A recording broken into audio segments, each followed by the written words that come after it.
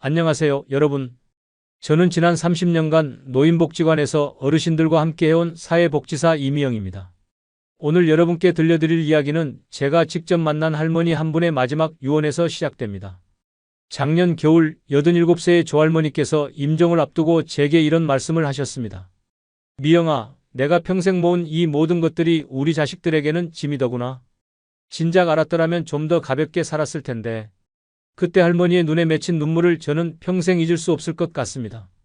40년간 정성스럽게 모으고 쌓아온 것들이 정작 가족들에게는 처치 곤란한 짐이 되어버린 현실.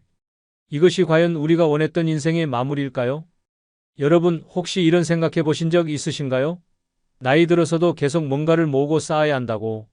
더 많이 가져야 안심이 된다고. 하지만 오늘 이 시간을 통해 여러분께 전혀 다른 관점을 제시해 드리고 싶습니다.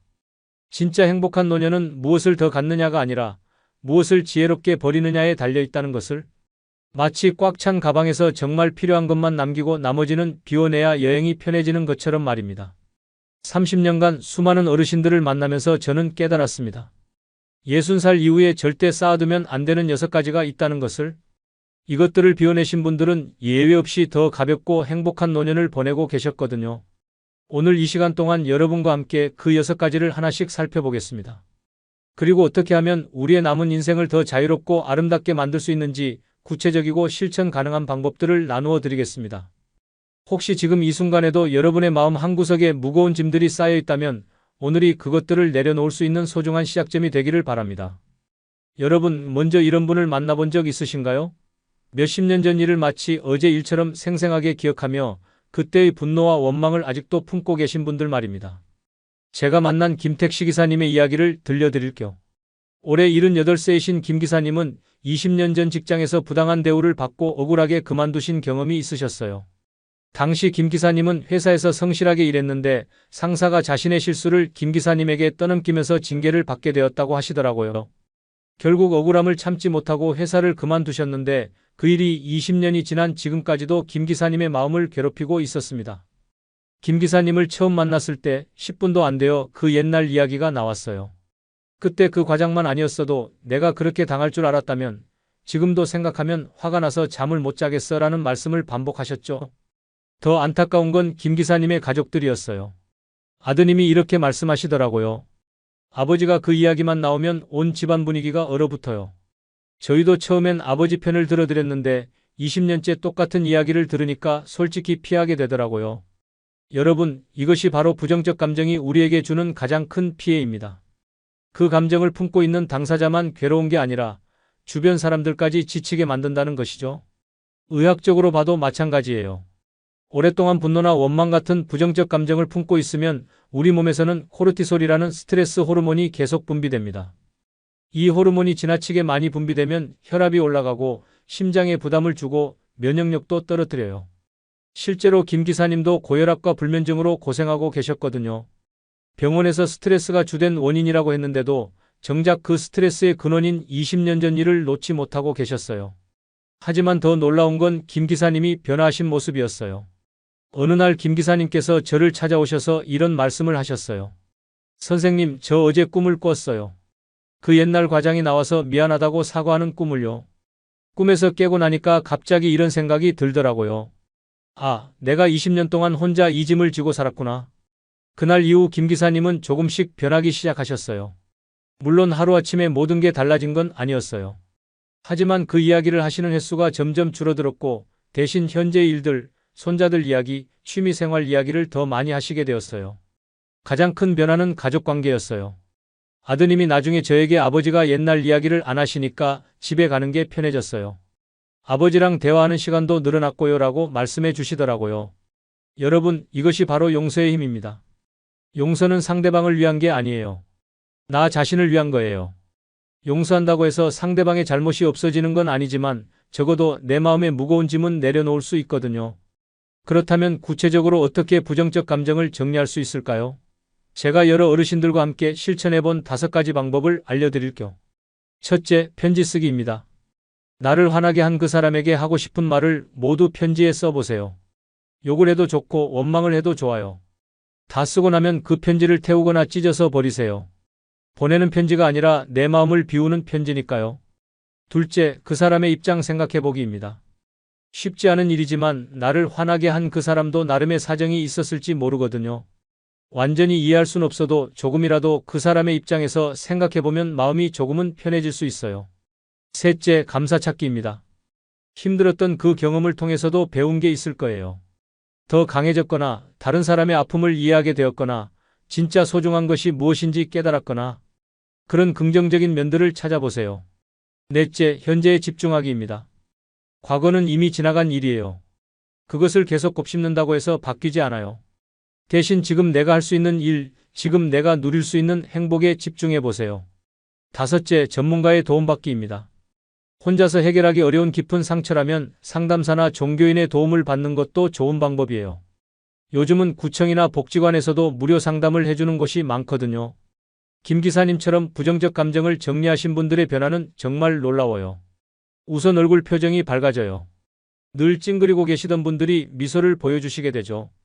말투도 부드러워지고 다른 사람들과의 관계도 좋아져요. 건강면에서도 좋은 변화가 나타나요. 혈압이 안정되고 잠도 더 잘 주무시게 되고 소화도 잘 되시게 되거든요. 무엇보다 면역력이 강화되어서 감기나 다른 질병에도 잘 걸리지 않게 되세요. 가족 관계도 훨씬 좋아져요. 부정적인 이야기를 하지 않으시니까 자녀들도 더 자주 찾아오게 되고 대화의 내용도 건설적으로 바뀌죠. 손자, 손녀들도 할머니, 할아버지와 함께 있는 것을 즐거워하게 되고요. 여러분, 지금 혹시 마음 한구석에 20년, 30년 전의 상처나 원망을 품고 계신가요? 그렇다면 오늘부터라도 그 무거운 짐을 조금씩 내려놓아 보세요. 그것이 여러분의 남은 인생을 훨씬 가볍고 아름답게 만들어줄 첫 번째 열쇠가 될 거예요. 여러분은 혹시 이런 경험 있으신가요? 집안을 둘러보니까 사용하지 않는 물건들이 산더미처럼 쌓여 있는데 막상 버리려고 하니까 아까워서 못 버리겠는 그런 경험 말이에요. 제가 만난 박할아버지의 이야기를 들려드릴게요.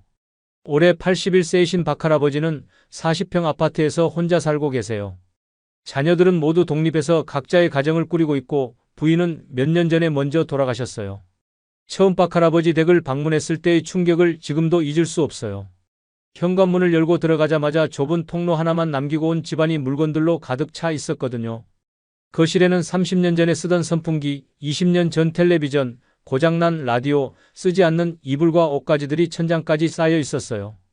안방도 마찬가지였고 작은 방에는 각종 공구와 부품들, 언젠가 고칠 거라며 모아둔 고장난 전자제품들이 가득했어요. 박할아버지께서 이렇게 말씀하시더라고요.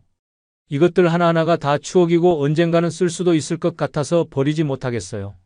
그런데 이제는 청소하기도 힘들고 필요한 물건을 찾으려면 한참을 뒤져야 해요. 더 심각한 문제는 안전이었어요. 박할아버지는 밤에 화장실 가시다가 물건에 걸려 넘어질 뻔한 적이 여러 번 있으셨대요. 시력도 예전 같지 않고 다리도 불편한데 집안에 장애물이 너무 많아서 위험했거든요. 여러분, 이것이 바로 물건이 주인을 지배하는 순간이에요. 우리가 물건을 소유하는 게 아니라 물건이 우리를 소유하게 되는 거죠. 마치 우리가 물건들의 관리인이나 창고지기가 된 것처럼요. 의학적으로도 이런 환경은 건강에 해로워요. 먼지와 곰팡이가 쌓이기 쉽고 환기가 잘 안 되어서 공기의 질이 나빠져요. 특히 알레르기나 호흡기 질환이 있으신 분들에게는 더욱 위험하죠. 심리적으로도 문제가 돼요. 어수선한 환경은 마음도 어수선하게 만들거든요. 정리해야 한다는 부담감에 스트레스 받고 필요한 물건을 못 찾아서 짜증나고 점점 집에 있는 것 자체가 괴로워져요. 사회적으로도 고립되기 쉬워요. 집이 너무 어수선하면 사람들을 초대하기가 부끄러워지거든요. 자녀들이 방문하려고 해도 집이 좀 어수선해서라며 거절하게 되고 친구들과도 만나는 걸 꺼리게 되죠. 하지만 박할아버지의 변화는 정말 놀라웠어요. 처음에는 이걸 어떻게 다 정리하냐며 포기하려고 하셨는데 자녀분들과 함께 차근차근 계획을 세우고 조금씩 정리해 나가셨거든요. 가장 먼저 안전을 위해 통로를 확보했어요. 현관에서 안방까지, 안방에서 화장실까지 안전하게 이동할 수 있도록 물건들을 치웠죠. 그 다음에는 정말 필요한 물건과 그렇지 않은 물건을 구분하기 시작했어요. 1년 이상 사용하지 않은 물건들은 과감히 정리했어요. 아직 쓸만한 것들은 복지관에 기증하고 고장난 것들은 재활용품으로 분리수거했어요. 추억이 담긴 물건들은 정말 소중한 것 몇 개만 남기고 나머지는 사진으로 찍어서 기록으로 남긴 후 정리했어요. 한 달 만에 집안 분위기가 완전히 달라졌어요. 박할아버지께서 이렇게 말씀하시더라고요. 아, 우리 집이 이렇게 넓었구나. 이렇게 치우고 나니까 마음도 시원해지고 청소하기도 훨씬 쉬워졌어요.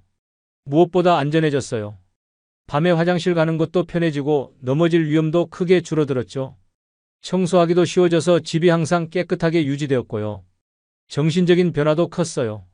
정리된 환경에서 생활하니까 마음도 정리되는 느낌이라고 하시더라고요. 스트레스도 줄어들고 기분도 좋아졌어요. 사회적인 변화도 있었어요. 집이 깔끔해지니까 사람들을 초대하는 게 부담스럽지 않아졌거든요. 자녀분들도 더 자주 방문하게 되고 오랫동안 못 만났던 친구분들도 집으로 초대할 수 있게 되었어요. 그렇다면 구체적으로 어떻게 정리해야 할까요? 제가 여러 어르신들과 함께 해본 효과적인 방법들을 알려드릴게요. 첫째, 1년 규칙을 적용하세요. 1년 동안 사용하지 않은 물건은 앞으로도 사용할 가능성이 매우 낮아요. 옷, 신발, 가방, 책, 장식품 등 모든 것에 이 규칙을 적용해 보세요. 둘째, 카테고리별로 정리하세요. 같은 종류의 물건들을 한 곳에 모아놓고 정말 필요한 개수만 남기세요. 예를 들어 볼펜이 집안 곳곳에 20개씩 있다면 잘 나오는 것 5개 정도만 남기고 나머지는 정리하세요. 셋째, 계절별로 정리하세요. 봄, 여름, 가을, 겨울마다 옷장을 정리하면서 입지 않는 옷들을 찾아내세요. 특히 체형이 변해서 맞지 않는 옷들, 유행이 지난 옷들은 주저하지 말고 정리하세요. 넷째, 추억 물건은 선별하세요. 추억이 담긴 물건들은 버리기가 가장 어려워요. 하지만 모든 추억 물건을 다 보관할 수는 없어요. 정말 특별한 의미가 있는 것들만 선별해서 예쁜 상자에 보관하고 나머지는 사진으로 찍어서 기록으로 남긴 후 정리하세요. 다섯째, 가족과 함께 하세요. 혼자서 정리하기 어렵다면 자녀들이나 손자, 손녀들의 도움을 받으세요. 젊은 사람들의 시각에서 보면 더 객관적으로 판단할 수 있고 함께 정리하면서 가족 간의 대화도 늘어나요. 여섯째, 단계별로 진행하세요. 한 번에 모든 걸 정리하려고 하지 마세요. 오늘은 옷장, 내일은 책장, 모레는 주방 이런 식으로 단계별로 천천히 진행하세요. 일곱째, 정리할 때 3개의 박스를 준비하세요. 보관할 것, 기증할 것, 버릴 것 이렇게 3개의 박스에 물건들을 분류하면 훨씬 쉬워져요. 물건을 정리하실 때 가장 큰 적은 언젠가 쓸 수도 있어라는 생각이에요. 하지만 언젠가는 거의 오지 않아요. 정말로 나중에 필요하게 되면 그때 다시 사면 되거든요. 또 하나 중요한 건 정리가 끝난 후에 다시 물건이 쌓이지 않도록 관리하는 거예요. 새로운 물건을 들여올 때는 기존에 있던 비슷한 물건 하나는 정리하는 원인 원아웃 원칙을 지키시면 좋아요. 박할아버지처럼 물건을 정리하신 분들의 변화는 정말 놀라워요. 집이 넓어진 느낌이 들고 청소하기도 쉬워지고 무엇보다 마음이 가벼워져요. 필요한 물건을 금방 찾을 수 있어서 스트레스도 줄어들고 깨끗한 환경에서 생활하니까 기분도 좋아지죠. 여러분도 오늘부터 작은 것부터 시작해보세요. 서랍 하나, 옷장 한 칸부터 천천히 정리해보세요. 물건에 얽매이지 않는 자유로운 삶, 여러분도 충분히 누릴 수 있어요. 여러분 혹시 이런 경험 있으신가요? 밤에 누워서 이런저런 걱정 때문에 잠을 못 이루신 적 말이에요. 자녀 걱정, 건강 걱정, 경제 걱정, 미래 걱정. 하나가 끝나면 또 다른 걱정이 머릿속을 차지하는 그런 밤들이요. 제가 만난 이 할머니의 이야기를 들려드릴게요. 올해 75세이신 이 할머니는 정말 많은 걱정을 안고 계시는 분이셨어요. 매일 새로운 걱정거리를 만들어내는 천재라고 할 정도였죠. 큰아들이 직장에서 잘 지내고 있을까? 작은 딸이 시댁에서 고생하고 있는 건 아닐까? 손자가 학교에서 따돌림 당하는 건 아닐까? 내 건강이 갑자기 나빠지면 어떻게 하지? 돈이 떨어지면 어떻게 살지? 집값이 떨어지면 어떻게 하지? 이런 걱정들이 끊임없이 이 할머니의 머릿속을 맴돌았어요. 하루도 평온한 날이 없었죠. 밤에 누워서도 이런 생각들 때문에 새벽 서너 시까지 뒤척이시다가 겨우 잠들고 아침에는 피곤하고 무기력한 상태로 하루를 시작하셨어요. 이 할머니께서 이렇게 말씀하시더라고요. 머릿속에서 걱정이 떠나지 않아요. 하나 걱정이 끝나면 또 다른 걱정이 생기고 끝이 없어요. 이렇게 살아서 뭐 하나 싶을 때가 있어요. 정말 안타까운 마음이 들었어요. 이 할머니는 걱정 때문에 현재의 행복을 전혀 누리지 못하고 계셨거든요. 건강도 나빠지고 식욕도 떨어지고 무엇보다 웃는 모습을 보기가 힘들었어요. 여러분, 과도한 걱정이 우리 몸과 마음에 얼마나 해로운지 아시나요? 의학적으로 보면 만성적인 불안과 걱정은 정말 다양한 질병의 원인이 됩니다. 첫째, 심장과 혈관에 악영향을 줘요. 걱정할 때 우리 몸에서는 아드레날린과 코르티솔 같은 스트레스 호르몬이 분비되는데 이것들이 지속적으로 분비되면 혈압이 올라가고 심장 박동이 빨라져요. 오랜 기간 이런 상태가 계속되면 고혈압, 심장병, 뇌졸중의 위험이 크게 높아지죠. 둘째, 면역 체계를 약화시켜요. 스트레스 호르몬은 면역 세포의 기능을 떨어뜨려서 감기나 다른 질병에 쉽게 걸리게 만들어요. 특히 나이가 들어서 면역력이 약해진 상태에서 만성적인 걱정까지 더해지면 각종 질병에 매우 취약해지죠. 셋째, 소화기관에도 문제를 일으켜요. 걱정이 많으면 위산 분비가 과다해지거나 위장 운동이 불규칙해져서 소화불량, 위염, 과민성 대장 증후군 같은 질환이 생기기 쉬워요. 넷째, 수면에 심각한 영향을 미쳐요. 걱정 때문에 잠들기 어렵고 잠들어도 자주 깨며 깊은 잠을 자지 못하게 돼요. 수면 부족은 다시 스트레스를 증가시키는 악순환을 만들어내죠. 다섯째, 인지 기능을 저하시켜요. 끊임없는 걱정은 집중력과 기억력을 떨어뜨리고 심한 경우 치매 위험까지 높일 수 있어요. 하지만 여러분, 놀라운 사실이 하나 있어요. 여러 연구 결과에 따르면 우리가 걱정하는 일의 90% 정도는 실제로 일어나지 않는다고 해요. 그리고 설사 걱정했던 일이 실제로 일어나더라도 우리가 상상했던 것만큼 심각하지 않은 경우가 대부분이라고 하거든요. 제가 만난 한 할아버지의 경우를 예로 들어볼게요. 할아버지는 아들이 회사에서 구조조정을 당할까봐 몇 달 동안 잠 못 이루며 걱정하셨어요. 그런데 실제로는 아들이 승진을 했다는 소식을 들으셨죠? 몇 달 동안의 걱정이 모두 헛된 것이었어요. 또 다른 할머니는 손녀가 대학 입시에 실패할까봐 걱정하셨는데 손녀는 원하는 대학에 합격했을 뿐만 아니라 장학금까지 받게 되었어요. 이런 사례들을 보면서 깨달은 것은 걱정의 대부분이 우리 머릿속에서 만들어낸 가상의 시나리오라는 거예요. 실제로는 일어나지도 않을 일을 미리 걱정해서 현재의 행복을 망치는 경우가 너무 많거든요. 그렇다면 어떻게 하면 과도한 걱정에서 벗어날 수 있을까요? 제가 여러 어르신들과 함께 실천해본 효과적인 방법들을 소개해드릴게요. 첫째, 걱정 시간을 정해두세요. 하루 중 특정 시간, 예를 들어 오후 3시부터 30분을 걱정하는 시간으로 정해두고 그 시간에만 걱정하는 거예요. 다른 시간에 걱정이 떠오르면 이건 3시에 생각하자라고 하면서 미뤄두세요. 신기하게도 정해진 시간이 되면 그 걱정이 별로 중요하지 않게 느껴지는 경우가 많아요. 둘째, 5년 후 관점을 가져보세요. 지금 걱정하고 있는 일이 5년 후에도 중요할까요? 대부분의 걱정은 5년 후에는 전혀 중요하지 않은 일들이에요. 이런 관점으로 생각해보면 걱정의 크기가 많이 줄어들어요. 셋째, 할 수 있는 일과 없는 일을 구별하세요. 걱정이 생기면 먼저 내가 지금 할 수 있는 일이 있나? 를 물어보세요. 할 수 있는 일이 있다면 실행하고 없다면 내려놓으세요. 예를 들어 자녀의 직장 문제가 걱정된다면 격려의 말 한마디 정도는 할 수 있지만 직장 일 자체는 어쩔 수 없는 일이에요. 넷째, 감사 일기를 써보세요. 매일 밤 잠들기 전에 그날 감사했던 일 3가지를 적어보세요. 작은 것이라도 상관없어요. 오늘 맛있게 식사했다. 날씨가 좋았다. 딸에게서 안부 전화가 왔다 같은 것들도 좋아요. 감사한 마음이 커질수록 걱정은 자연스럽게 줄어들어요. 다섯째, 호흡법을 연습해보세요. 걱정이 심할 때는 깊게 호흡하는 연습을 해보세요. 4초 동안 숨을 들이마시고 4초 동안 참고 4초 동안 내쉬는 것을 반복하면 마음이 진정돼요. 여섯째, 바쁘게 지내세요. 의미 있는 활동으로 하루를 채우면 걱정할 시간이 줄어들어요. 운동, 독서, 봉사활동, 취미활동 등으로 하루를 바쁘게 보내보세요. 일곱째, 최악의 시나리오를 구체적으로 생각해보세요. 걱정하는 일이 정말 일어난다면 어떻게 될까요? 그리고 그때 나는 어떻게 대처할 수 있을까요? 구체적으로 생각해보면 생각보다 해결 방법이 있다는 걸 알게 될 거예요. 여덟째, 전문가의 도움을 받으세요. 혼자서 해결하기 어려운 심한 불안이나 걱정이 있다면 상담사나 정신건강의학과 의사의 도움을 받는 것도 좋은 방법이에요. 이 할머니도 이런 방법들을 하나씩 실천해 보시면서 놀라운 변화를 경험하셨어요. 특히 감사 일기 쓰기가 큰 도움이 되셨다고 하더라고요. 처음에는 감사할 일을 찾는 것도 어려워하셨는데 점점 작은 것들에도 감사하는 마음을 갖게 되셨어요. 3달 후 이 할머니의 모습은 완전히 달라져 있었어요. 얼굴 표정이 밝아지셨고 잠도 잘 주무시게 되셨어요. 혈압도 안정되었고 식욕도 돌아오셨죠. 무엇보다 가족들과의 관계가 훨씬 좋아졌어요. 걱정에서 나오는 잔소리 대신 격려와 응원의 말씀을 해주시니까 자녀들도 더 자주 연락하고 방문하게 되었거든요. 이 할머니께서 하신 말씀이 인상 깊었어요. 걱정을 그만두니까 세상이 이렇게 아름다울 줄 몰랐어요. 매일 새로운 기쁨을 발견하게 되네요. 여러분, 걱정은 마치 흔들의자와 같다는 말이 있어요. 계속 움직이고 있으니까 뭔가 하고 있는 것 같지만 실제로는 한 발짝도 앞으로 나아가지 못한다는 거죠. 미래에 일어날지도 모르는 일들을 걱정하느라 현재의 소중한 순간들을 놓치지 마세요. 오늘 이 순간, 지금 이 시간이 우리에게 주어진 가장 확실한 선물이니까요.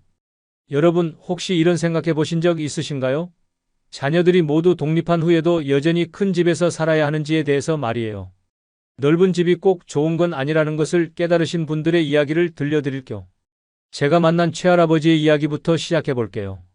올해 79세이신 최할아버지는 45평 아파트에서 혼자 살고 계세요. 부인은 3년 전에 먼저 돌아가셨고 자녀들은 모두 결혼해서 각자의 가정을 꾸리고 있어요. 집에는 방이 4개나 있는데 실제로 할아버지가 사용하는 공간은 안방과 거실, 주방 정도였어요. 나머지 방 3개는 거의 비어있는 상태로 방치되어 있었죠. 한 방은 자녀들이 어렸을 때 쓰던 물건들로 가득했고 또 다른 방은 손님방이라고 하지만 1년에 한두 번 정도만 사용했어요. 마지막 방은 각종 잡동사니들이 쌓여있는 창고 같은 상태였어요. 최할아버지께서 이런 고민을 털어놓으셨어요. 이렇게 큰 집에 혼자 있으니까 외롭기도 하고 관리하기도 힘들어요. 특히 밤에는 빈 방들 때문에 집이 너무 조용하고 무섭기도 하고요. 실제로 넓은 집의 문제점들이 하나둘씩 드러나기 시작했어요. 첫째, 관리가 어려웠어요. 나이가 들어서 체력이 예전 같지 않은데 4개 방을 모두 청소하고 관리하는 것은 정말 힘든 일이었거든요. 특히 사용하지 않는 방들은 환기도 잘 안 되고 먼지도 많이 쌓여서 더욱 관리하기 어려웠어요. 둘째, 경제적 부담이 있었어요. 넓은 집일수록 관리비, 난방비, 냉방비가 많이 나오는데 실제로는 반도 사용하지 않으면서 그 비용을 모두 지불해야 했어요. 고정 수입이 줄어든 노년기에는 이런 비용 부담이 만만치 않았죠. 셋째, 심리적 부담감이 있었어요. 넓은 집에 혼자 있으니까 더욱 외롭게 느껴졌어요. 특히 밤에는 빈 방들 때문에 집이 너무 조용하고 때로는 무섭게 느껴진다고 하시더라고요. 넷째, 안전의 문제도 있었어요. 넓은 집에서 혼자 생활하다가 응급 상황이 생기면 도움을 요청하기도 어렵고 외부에서 상황을 파악하기도 힘들어요. 반면에 적당한 크기의 집으로 이사하신 어르신들은 여러 가지 장점을 경험하고 계셨어요. 제가 만난 김할머니의 경우를 들어볼게요. 김할머니는 30평 아파트에서 20평으로 이사하신 후 이렇게 말씀하셨어요. 처음에는 좁아질까봐 걱정했는데 막상 살아보니까 훨씬 편해요. 청소하기도 쉽고 난방비도 절반으로 줄었어요. 무엇보다 집이 아늑하고 따뜻한 느낌이 들어서 좋아요. 작은 집의 장점들을 구체적으로 살펴보면 첫째, 관리가 쉬워요. 청소할 공간이 줄어들고 방 개수가 적어서 환기나 정리정돈도 간편해요. 나이가 들어서 체력이 떨어져도 무리 없이 관리할 수 있거든요. 둘째, 경제적이에요. 관리비, 난방비, 냉방비 등 모든 고정 비용이 줄어들어요. 또한 작은 집으로 이사하면서 생긴 차액을 노후 자금으로 활용할 수도 있어요. 셋째, 심리적으로 안정감을 줘요. 적당한 크기의 공간은 아늑하고 포근한 느낌을 주어서 심리적 안정감이 높아져요. 혼자 있어도 외롭지 않고 안전하다는 느낌을 받을 수 있어요. 넷째, 동선이 효율적이에요. 집이 작으면 이동거리가 짧아져서 일상생활이 편리해요. 특히 거동이 불편해지기 시작하는 나이에는 이런 효율성이 매우 중요해요. 다섯째, 집중도가 높아져요. 공간이 제한되어 있으니까 정말 필요한 물건들만 남기게 되고 자연스럽게 미니멀한 생활을 하게 되어요. 만약 당장 이사하기 어려운 상황이라면 현재 공간을 더 효율적으로 활용하는 방법들이 있어요. 첫 번째는 용도 변경이에요. 사용하지 않는 방을 다른 용도로 활용해 보세요. 예를 들어 한 방은 운동실로 만들어서 실내 자전거나 요가 매트를 놓고 운동하는 공간으로 활용할 수 있어요. 또 다른 방은 취미실로 만들어서 독서, 그림 그리기, 바느질 등을 하는 공간으로 사용할 수도 있어요. 두 번째는 손님방 재정비예요. 손님방이 있다면 정말 필요한 최소한의 가구만 두고 깔끔하게 정리해 보세요. 그리고 손님이 오지 않을 때는 다른 용도로도 활용할 수 있도록 다목적 공간으로 만드는 것이 좋아요. 세 번째는 창고방 정리예요. 창고처럼 사용하고 있는 방이 있다면 과감하게 물건들을 정리하고 다른 용도로 활용해 보세요. 필요 없는 물건들은 버리고 정말 필요한 것들만 체계적으로 정리해서 보관하세요. 네 번째는 부분 임대예요. 여건이 된다면 사용하지 않는 방을 대학생이나 직장인에게 임대하는 것도 고려해 볼 만해요. 경제적 도움도 되고 집에 사람이 있어서 외로움도 덜 수 있어요. 다만 이런 경우에는 안전과 프라이버시를 충분히 고려해야 해요. 다시 최할아버지 이야기로 돌아가 볼게요. 할아버지는 여러 고민 끝에 현명한 선택을 하셨어요. 45평 아파트를 정리하고 25평짜리 아파트로 이사하신 거예요. 처음에는 자녀들이 반대했다고 해요. 아버지가 평생 모은 집인데 왜 작은 집으로 가시려고 하느냐면서요. 하지만 할아버지는 자신의 결정을 관철하셨어요. 이사하신 후 할아버지의 변화는 정말 놀라웠어요. 우선 관리비가 월 15만 원 정도 줄어들었고 난방비도 겨울에 20만 원 이상 절약되었어요. 청소하기도 훨씬 쉬워져서 매일 집을 깨끗하게 유지할 수 있게 되었죠. 무엇보다 심리적인 변화가 컸어요. 할아버지께서 이렇게 말씀하시더라고요. 집이 적당히 작으니까 오히려 더 아늑하고 편해요. 큰 집에 혼자 있을 때는 외롭고 무섭기도 했는데 지금은 그런 느낌이 전혀 없어요. 또한 이사하면서 생긴 차액으로 노후 자금도 더 여유로워졌고 가끔씩 자녀들과 외식하거나 여행을 가는 비용도 마련할 수 있게 되었다고 하셨어요. 가장 인상 깊었던 건 할아버지의 이 말씀이었어요. 이제야 집이 나를 위해 존재한다는 느낌이에요. 전에는 내가 집을 위해 존재하는 것 같았거든요. 여러분, 집은 우리를 행복하게 해주는 공간이어야 해요.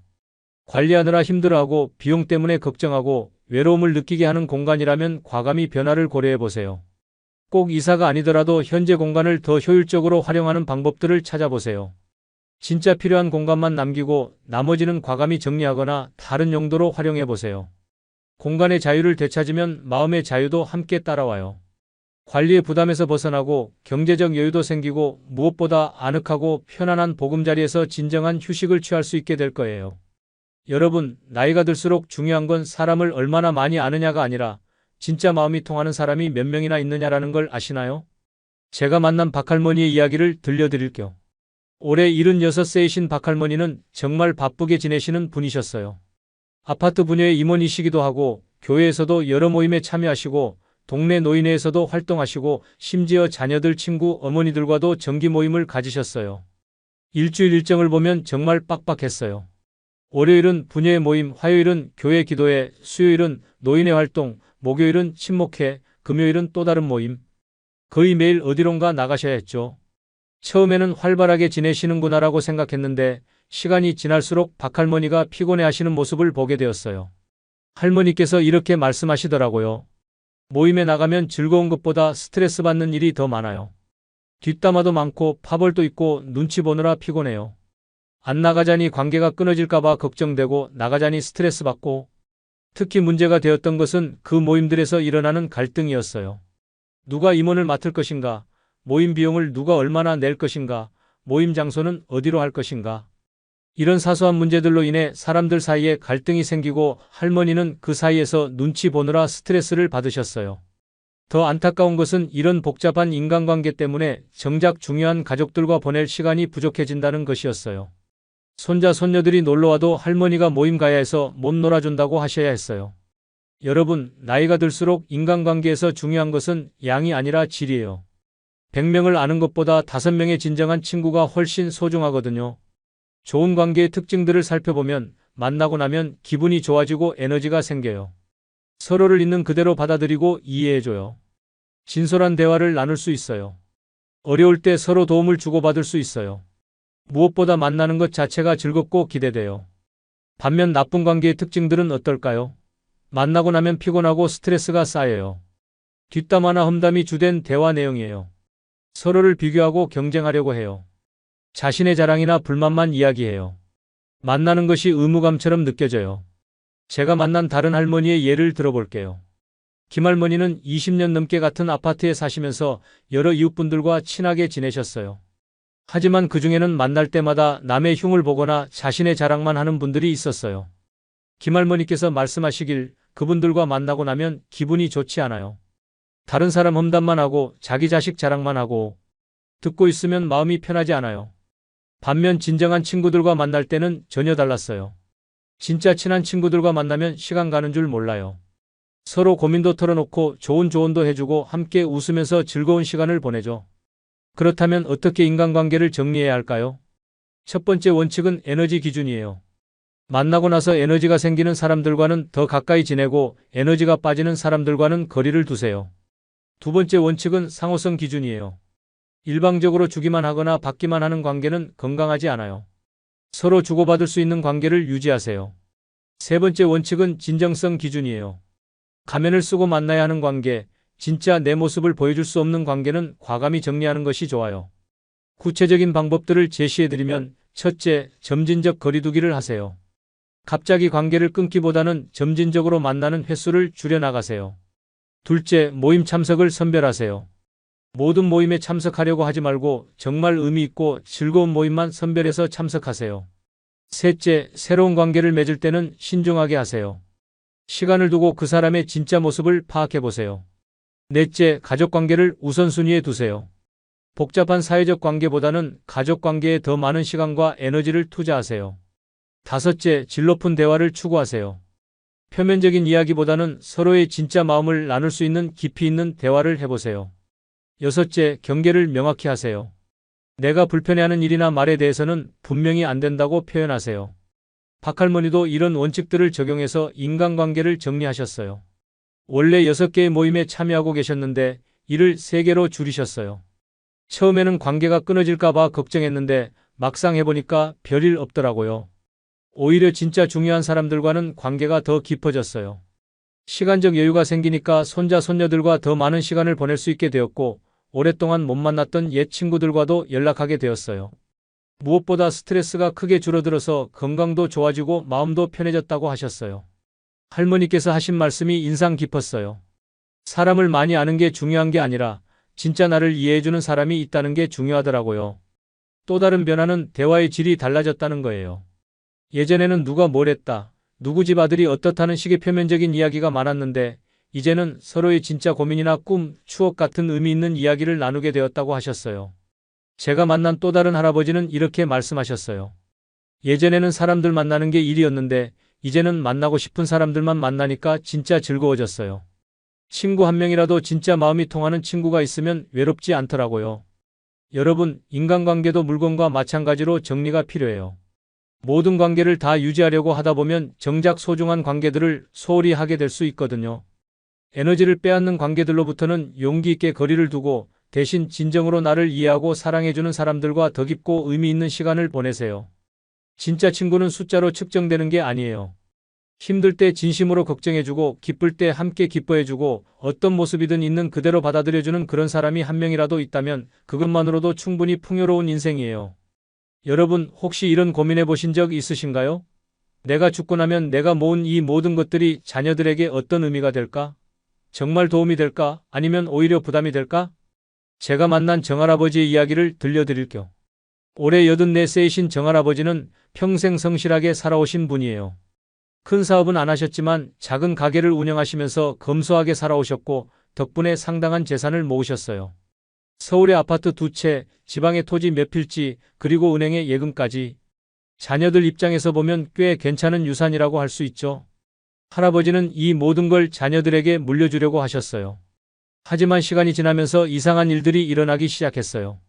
자녀들이 할아버지가 살아계실 때부터 재산 이야기를 하기 시작한 거예요. 누가 어떤 부동산을 가질 것인지, 세금은 어떻게 처리할 것인지. 더 심각한 건 형제 자매 간의 갈등이 생기기 시작했다는 거예요. 큰아들은 자신이 부모님을 더 많이 모셨으니까 더 많이 받아야 한다고. 안녕하세요, 여러분. 오늘 제가 들려드릴 이야기는 정말 중요한 내용입니다. 여러분께서 지금까지 살아오시면서 혹시 이런 경험 있으셨나요? 정말 오랫동안 친하게 지내던 친구가 갑자기 연락을 끊었다거나, 가족 모임에서 어색한 분위기가 흘렀다거나, 직장에서 동료들이 왠지 저를 피하는 것 같다는 느낌을 받으신 적 말입니다. 사실 이런 일들의 원인은 우리가 생각하는 것보다 아주 사소한 곳에 있을 수 있습니다. 바로 우리가 무심코 내뱉은 말 한마디 때문일 수 있거든요. 특히 오늘 말씀드릴 5가지 이야기는 정말 조심해야 할 내용들입니다. 제가 아는 한 분의 실제 이야기를 먼저 들려드릴게요. 이분은 평생을 함께한 절친한 친구가 있으셨어요. 학창시절부터 시작해서 결혼하고 아이 낳고 서로의 기쁨과 슬픔을 함께 나누며 40년을 넘게 우정을 지켜왔던 사이였습니다. 그런데 어느 날 단 한마디 말 때문에 그 긴 우정이 순식간에 끝나버렸습니다. 그 한마디가 무엇이었을까요? 바로 오늘 제가 말씀드릴 5가지 중 하나였어요. 그분은 그때까지도 자신이 무슨 잘못을 했는지 모르셨다고 해요. 그저 평소처럼 대화를 나누었을 뿐인데 친구는 그날 이후로 전화도 받지 않고 만나자는 연락에도 응하지 않더랍니다. 여러분도 혹시 이런 경험이 있으시지 않나요? 분명히 나쁜 의도는 없었는데 왠지 모르게 상대방이 불편해하는 것 같고 관계가 어색해지는 경우 말입니다. 오늘 제가 말씀드릴 내용을 끝까지 들어보시면 아마 그 이유를 아실 수 있을 거예요. 성공한 사람들을 보면 한 가지 공통점이 있습니다. 바로 말을 아끼신다는 거예요. 정말 대단한 분들일수록 자신의 이야기를 많이 하지 않으세요. 왜 그럴까요? 바로 말의 힘을 알고 계시기 때문입니다. 말 한마디가 사람과의 관계를 만들기도 하고 깨뜨리기도 한다는 걸 경험으로 체득하신 거죠. 오늘 제가 말씀드릴 5가지를 모르시면 언젠가 여러분도 소중한 사람을 잃을 수 있습니다. 하지만 이 내용을 알고 계시면 더욱 깊고 따뜻한 인간관계를 만들어 가실 수 있어요. 그럼 지금부터 함께 알아보시죠. 첫 번째로 말씀드릴 내용은 재산 이야기입니다. 여러분, 복권 당첨자들의 이야기를 들어보신 적 있으세요? 언론에서는 항상 행복한 모습만 보여주지만 실제로는 안타까운 일들이 많이 일어납니다. 미국의 한 연구 결과를 보면 복권에 당첨된 사람들 중 약 70%가 몇 년 이내에 파산한다고 해요. 왜 그럴까요? 당첨 사실을 알리는 순간부터 그들의 삶이 완전히 바뀌기 때문입니다. 갑자기 연락이 끊어졌던 친구들이 나타나고 투자하라는 사람들이 줄을 서고 도움을 요청하는 사람들이 끊이지 않게 됩니다. 처음에는 좋은 마음으로 도와주려고 하죠. 하지만 한번 시작하면 끝이 없어요. 더 무서운 건 돈을 빌려간 사람들이 갚지 않으면서 오히려 당첨자를 원망하게 된다는 거예요. 제가 직접 목격한 이야기도 하나 들려드릴게요. 저희 동네에 사시는 한 분이 계셨어요. 평생 성실하게 직장 생활을 하시고 퇴직하신 분이었는데 퇴직금으로 받은 목돈이 꽤 되셨나 봐요. 아마 몇 적 정도 되셨을 거예요. 그분이 동네 사람들에게 이런 말씀을 하셨어요. 이제 좀 여유가 생겼어. 투자도 좀 해보고 싶고 자식들한테도 도움을 좀 줄 수 있겠어? 뭐 나쁜 마음으로 하신 말씀은 아니었죠.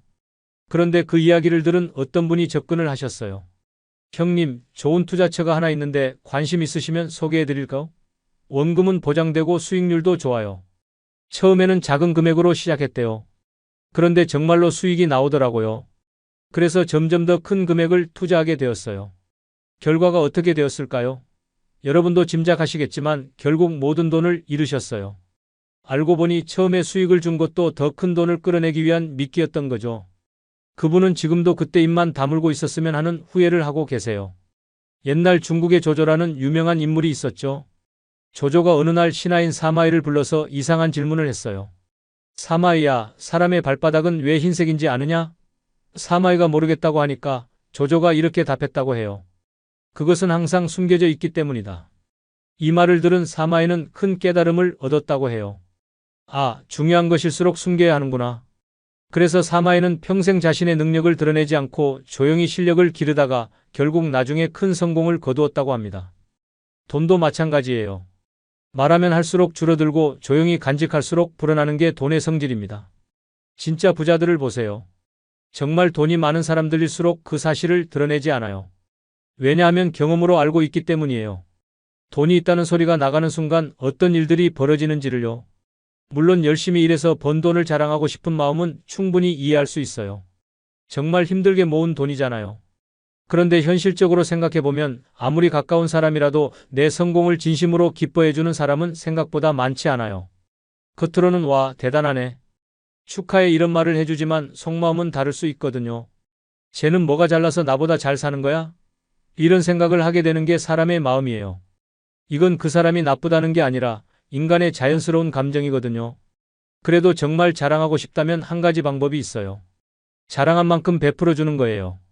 좋은 음식도 대접하고 여행 갈 때도 경비를 보태주고 그러면 사람들이 그래도 이야기를 들어줄 거예요. 물론 그때도 속으로는 그래, 내가 쏘니까 내가 들어준다 정도의 마음일 수 있지만요. 결국 가장 현명한 방법은 조용히 간직하는 거예요.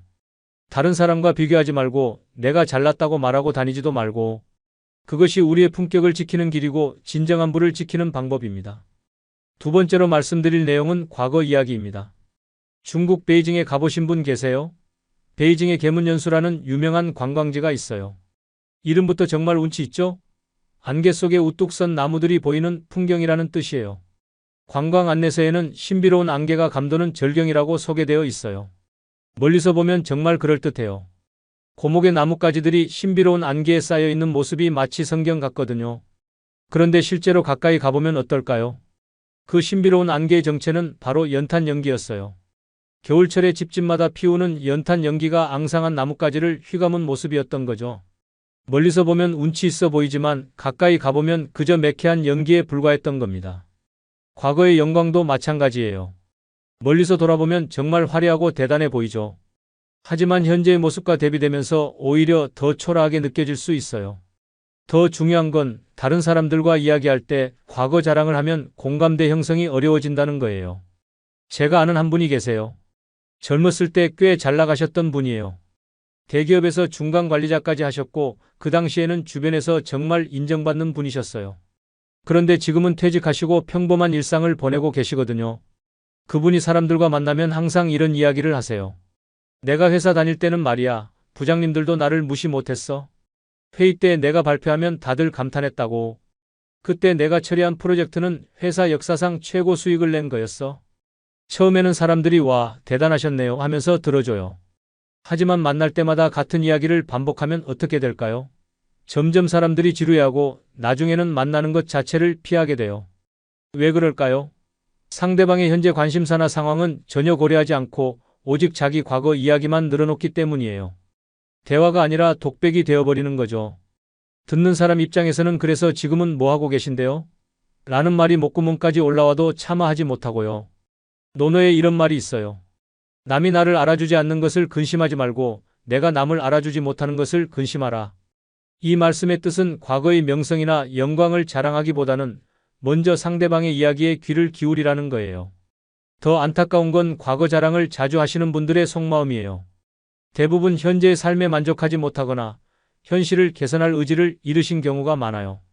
마치 그 매캐한 연기 속에 숨어서 현실 도피를 하는 것처럼 과거라는 안전한 피난처에 숨어서 현재의 불만족을 잊으려고 하는 거죠. 공자께서 이런 말씀을 하셨어요. 군자는 현재를 말하고 소인은 과거를 자랑한다. 정말 지혜로운 분들은 현재에 집중해서 살아가세요. 과거에 화려했던 업적들은 마음속 깊이 추억으로만 간직하시고요. 물론 과거의 경험을 나누는 것 자체가 나쁘다는 건 아니에요. 다른 사람에게 도움이 되는 조언이나 지혜를 전해주는 건 정말 좋은 일이거든요. 하지만 단순히 내가 얼마나 대단했는지를 자랑하기 위한 이야기는 조심해야 해요. 진정한 지혜는 과거의 영광에 기대는 게 아니라 현재를 있는 그대로 받아들이고 주어진 상황에서 최선을 다하는 거예요. 그런 자세로 살아가시는 분들을 보면 나이가 들어도 정말 매력적이고 존경받을 만한 분들이 되시더라고요. 세 번째로 말씀드릴 내용은 자녀 이야기입니다. 예로부터 우리나라에는 팔불출이라는 말이 있어요. 8개 중에 하나도 쓸모없다는 뜻인데 보통 자식 자랑만 늘어놓는 사람을 조롱할 때 쓰는 말이었죠. 우리 애는 정말 똑똑해요. 시키지도 않았는데 스스로 알아서 공부하고 집안일도 척척 해내고 정말 못하는 게 없어요. 앞으로 의사나 판사가 되어서 부모 효도하겠다고 하니 얼마나 기특한지 몰라요. 이런 이야기를 하는 그 순간은 정말 기분이 좋을 거예요. 우월감에 취해서 세상 부러울 게 없는 기분이 들겠죠. 하지만 그 이야기를 듣는 다른 부모들의 마음은 어떨까요? 이 세상에 자식 걱정 안 해본 부모가 어디 있을까요? 내 마음대로 되지 않는 자식 때문에 밤잠을 설쳐본 부모가 어디 있을까요? 모든 부모는 자기 나름대로 아이를 키우면서 고민하고 걱정하며 최선을 다하고 있어요. 그런데 옆에서 누군가 자식 자랑을 늘어놓으면 마음속에 비교가 되면서 상처를 받게 돼요. 우리 아이는 왜 저렇지 못할까? 내가 뭘 잘못했을까? 이런 자책감까지 들게 하는 거죠. 옛사람들이 부모는 자식 자랑하지 말고 자식은 부모 흉보지 말라고 한 것도 다 이유가 있어요. 서로의 마음을 헤아리라는 뜻이었던 거죠. 더 중요한 건 자식에게 미치는 영향이에요. 부모가 밖에서 자식 자랑을 아무리 해봤자 정작 우리 아이들은 아무것도 배우지 못해요. 오히려 해로울 수 있어요. 제가 아는 한 가정의 이야기를 들려드릴게요. 그 집 엄마는 정말 자식 자랑을 좋아하셨어요. 동네 사람들 만나면 항상 아들 이야기만 하셨거든요. 우리 아들은 성적도 1등이고 피아노도 잘 치고 그림도 잘 그려요. 친구들 사이에서도 인기가 많아서 집에 친구들이 놀러와요. 그런데 정작 그 아들은 어떻게 자랐을까요? 남들 앞에서는 완벽해 보이려고 엄청난 스트레스를 받으면서 자랐어요. 조금이라도 실수하면 엄마가 자랑한 게 거짓말이 될까봐 걱정하고요. 또 다른 친구들을 무시하는 태도도 생겼어요. 난 특별한 아이야 라는 생각을 갖게 된 거죠. 결국 그 아이는 사춘기 때 심각한 반항을 했어요. 엄마는 나를 사랑하는 게 아니라 자랑거리로만 생각하는 것 같다면서요. 정말 안타까운 일이었어요. 아이들은 부모의 모습을 보고 배워요. 부모가 다른 사람을 배려하지 않고 자랑만 늘어놓는 모습을 보면 아이들도 그런 식으로 행동하게 돼요. 남을 존중하는 태도, 친구의 기쁨을 함께 기뻐해 줄 수 있는 마음씨 같은 것들을 배우지 못하게 되는 거죠. 인생은 긴 레이스예요. 어릴 때 잘한다고 평생 잘하는 게 아니고 어릴 때 부족하다고 평생 부족한 것도 아니거든요. 제가 아는 분 중에 학창 시절에는 공부를 못해서 부모님이 걱정이 많았는데 나중에 자기 적성을 찾아서 정말 성공하신 분들이 많아요. 반대로 어릴 때는 모든 면에서 완벽해 보였는데 성인이 되어서는 평범하게 사는 경우도 많고요. 그러니까 현재의 모습만 보고 너무 일희일비하지 마세요. 자식 자랑은 여기서 그치지 않아요. 자연스럽게 집안 자랑으로 이어지거든요. 우리 조상이 어떻고 우리 형제가 어떻고 시댁이 어떻고 하는 식으로요. 여기서 더 나아가면 인맥 자랑까지 하게 돼요. 내가 누구를 잘 아는데 하면서 장광설을 늘어놓는 거죠. 이런 행동을 하는 분들의 특징이 있어요. 자존심은 높은데 자존감은 낮은 경우가 많아요. 자신감이 부족하니까 남들이 나를 어떻게 볼까 불안한 마음에 과장된 자기 포장을 하게 되는 거예요. 하지만 진짜 가치 있는 것들은 굳이 자랑하지 않아도 자연스럽게 드러나게 돼 있어요. 꽃이 향기를 품고 있으면 말하지 않아도 벌들이 찾아오듯이 진정한 가치는 스스로 빛을 발하게 되거든요. 겸손한 자세로 자녀를 키우는 부모님들을 보면 그 아이들도 자연스럽게 겸손하고 배려심 깊게 자라더라고요. 그런 아이들이 나중에 사회에 나가서도 사람들에게 사랑받고 성공하는 경우가 많아요. 네 번째와 다섯 번째는 함께 말씀드릴게요. 바로 술 자랑과 운전 자랑입니다. 요즘 텔레비전을 보면 연예인들이 자주 하는 자랑이 하나 있어요. 저는 소주 3병은 거뜬해요. 제가 술자리의 에이스예요 하면서 자신의 주량을 자랑스럽게 이야기하죠. 마치 이것이 대단한 능력인 것처럼 말이에요. 하지만 한번 생각해 보세요. 술을 많이 마시는 것이 정말 자랑할 만한 일일까요? 의학적으로 보면 과도한 음주는 간경화, 위궤양, 심혈관 질환 등 심각한 건강 문제를 일으킬 수 있어요.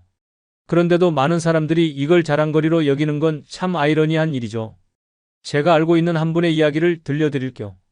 이분은 젊었을 때 정말 술을 잘 드셨어요. 어떤 술자리에 가도 내가 이 자리에서 제일 잘 마셔라고 자랑하셨죠. 주변 사람들도 그분을 술고래라고 부르면서 우스갯소리로 놀리기도 했어요. 그런데 50대 중반이 되니까 몸에 이상 신호가 오기 시작했어요. 간 수치가 올라가고 위가 아프고 혈압도 높아졌어요. 의사한테 가니까 술을 끊지 않으면 생명이 위험할 수 있다는 경고를 받으셨어요. 그제서야 후회하셨지만 이미 늦었죠. 옛 성현들이 술은 잘 마시면 백약 중에 으뜸이고 잘못 마시면 만병의 근원이다라고 한 것도 이런 뜻이에요. 한두 잔 정도로 대화의 윤활유 역할을 하고 서로의 마음을 나누는 건 좋은 일이에요. 하지만 내가 술을 얼마나 잘 마시는데 하면서 자랑하는 건 결국 자신의 건강과 인생을 망가뜨리는 지름길일 뿐이에요. 더구나 주변 사람들도 속으로는 저 사람 술 자랑하는 걸 보니 참 유치하다고 생각할 거예요. 진짜 멋있는 건 절제할 줄 아는 거거든요. 운전 자랑도 마찬가지예요. 나는 30년 무사고야. 난 딱지 한 번도 안 떼봤어. 내가 운전하면 항상 예정 시간보다 일찍 도착해 이런 식으로 자신의 운전 실력을 자랑하는 분들이 많아요. 자동차를 운전하는 사람은 누구나 자신의 운전이 안전하고 뛰어나다고 생각해요. 특히 오랫동안 사고 없이 운전했다거나 교통 위반을 한 번도 하지 않은 걸 큰 자랑거리로 여기죠. 하지만 이런 자랑은 매우 위험한 착각에서 비롯될 수 있어요. 많은 운전자들이 자동차 학원에서 얼핏 배운 지식만으로 하나밖에 없는 소중한 생명을 담보로 걸고 위험한 운전을 하고 있어요. 면허를 따고 나면 더 이상 배우려고 하지 않고 자신의 잘못된 습관대로만 운전하려고 하거든요. 내가 최고라는 생각에 빠져서 앞차를 무조건 추월해야 직성이 풀리고 신호등에 걸리지 않으려고 아찔한 운전을 서슴지 않는 모습을 보면 정말 안타까워요. 이건 실력이 아니라 그냥 운이 좋았을 뿐이에요. 우연히 경찰에 걸리지 않았고 다행히 사고가 나지 않았을 뿐이에요. 이런 운전은 목숨을 건 도박과 다름없어요. 우리는 레이서가 아니잖아요. 빨리 가는 게 목적이 아니라 안전하고 편안하게 목적지에 도착하는 게 진짜 목표여야 해요. 정말 운전을 잘하는 사람이란 적절한 속도로 운전하면서 동승자와 다른 운전자들에게 불안감을 주지 않는 사람이에요. 동승자가 편안함을 느낄 수 있도록 부드럽게 운전하고 돌발 상황을 미리 예측해서 대처하는 것, 이게 진정한 운전 고수가 되는 길이에요. 자신의 운전 실력을 자랑하는 순간 그건 이미 위험한 운전의 시작일 수 있다는 걸 꼭 기억해 주세요. 마지막으로 여러분께 정말 중요한 이야기를 하나 더 들려드리고 싶어요. 최근에 나온 뇌과학 연구 결과에 따르면 우리 뇌는 다른 사람의 자랑을 들을 때 마치 실제로 공격을 당하는 것처럼 반응한다고 해요. 정말 놀라운 사실이죠? 즉, 아무 악의 없이 한 자랑이라도 듣는 사람에게는 진짜 상처가 될 수 있다는 뜻이에요. 물론 자신의 성취를 인정받고 싶은 마음은 너무나 자연스러운 감정이에요. 하지만 여기서 중요한 건 자랑과 진정성 있는 표현은 분명히 다르다는 거예요. 어떤 차이가 있을까요? 예를 들어서 이런 경우를 생각해 보세요. 자녀가 좋은 대학에 합격했다고 해봐요. 이때 우리 아이가 서울대에 합격했어요. 정말 감사하고 기뻐요라고 말하는 것과 우리 아이는 역시 달라. 다른 애들과는 차원이 다르다니까라고 말하는 것은 완전히 다르죠. 첫 번째는 기쁨을 나누는 거고 두 번째는 자랑하는 거예요. 받아들이는 사람 입장에서도 느낌이 완전히 달라요. 진정성 있는 표현은 듣는 사람도 함께 기뻐할 수 있지만 자랑은 듣는 사람을 위축시키고 상처를 줄 수 있어요. 제가 살면서 만난 정말 대단한 분들의 공통점이 하나 있어요. 그분들은 한결같이 자신을 드러내지 않으셨어요. 오히려 다른 사람의 작은 성공이나 장점을 찾아내서 칭찬하고 격려해 주시더라고요. 한 분은 정말 큰 회사의 회장님이셨는데 청소하시는 분의 이름까지 다 기억하시고 오늘도 고생 많으셨어요. 덕분에 우리가 깨끗한 환경에서 일할 수 있어요 라고 인사하시는 모습을 본 적이 있어요. 그분 앞에 있으면 자연스럽게 존경심이 생기더라고요. 또 다른 분은 작은 식당을 운영하시는 분이었는데 손님들의 이야기를 정말 잘 들어주시는 분이었어요. 요즘 일이 힘드시죠? 자녀분들은 잘 지내시나요? 이런 식으로 진심으로 관심을 가져주시니까 그 식당은 항상 단골 손님들로 붐볐어요. 이런 분들의 공통점이 뭔지 아세요? 자기 이야기는 거의 안 하시고 상대방의 이야기에 집중하신다는 거예요. 그래서 사람들이 그분들을 찾게 되고 자연스럽게 존경과 신뢰를 받게 되는 거죠. 프란치스코 교황께서 하신 말씀 중에 정말 감동적인 게 하나 있어요. 강물은 자신의 물을 마시지 않고 나무는 자신의 열매를 먹지 않으며 태양은 스스로를 비추지 않고 꽃은 자신을 위해 향기를 퍼뜨리지 않는다. 이 말씀의 뜻이 뭘까요? 진정으로 가치 있는 것들은 자기를 위해서가 아니라 다른 이들을 위해 존재한다는 거예요. 우리도 마찬가지예요. 내가 가진 능력이나 성취를 자랑하기 위해서가 아니라 다른 사람들에게 도움이 되고 기쁨을 주기 위해 사용할 때 진정한 가치가 생기는 거죠. 성공한 사람들을 시기하지 않는 건전한 문화를 만들기 위해서는 성공한 사람들의 겸손과 배려가 꼭 필요해요. 높은 지위나 많은 재산을 가진 사람일수록 더욱 겸손하게 행동하고 그 힘으로 다른 이들에게 도움을 줄 때 진정한 존경을 받을 수 있어요. 바로 이것이 노블레스 오블리주의 참된 의미라고 생각해요. 많이 가진 사람일수록 더 큰 책임감을 갖고 겸손하게 살아가는 건 말이에요. 자, 지금까지 긴 시간 동안 함께 해주셔서 정말 감사합니다. 오늘 말씀드린 5가지를 다시 한번 정리해 드릴게요. 첫째, 재산 이야기는 하지 마세요. 돈이 있다는 말이 새어나가는 순간부터 예상치 못한 문제들이 생길 수 있어요. 진짜 부자들은 항상 조용히 지낸다는 걸 기억하세요. 둘째, 과거 자랑은 삼가세요. 화려했던 옛날 이야기보다는 현재에 집중해서 살아가는 게 더 지혜로운 자세예요. 상대방과의 공감대를 형성하는 것이 더 중요해요. 셋째, 자녀나 집안 자랑은 조심하세요. 다른 부모님들에게 상처가 될 수 있고 아이에게도 좋지 않은 영향을 줄 수 있어요. 겸손한 부모의 모습을 보여주는 게 진짜 교육이에요. 넷째, 술이나 운전 자랑은 위험해요. 건강을 해칠 수 있는 일을 자랑거리로 여기거나 과신으로 인해 사고가 날 수 있어요. 절제와 안전이 진짜 실력이에요. 다섯째, 말의 힘을 기억하세요. 우리의 무심한 자랑이 누군가에게는 깊은 상처가 될 수 있어요. 진정성 있는 소통과 자랑은 분명히 다르다는 걸 명심하세요.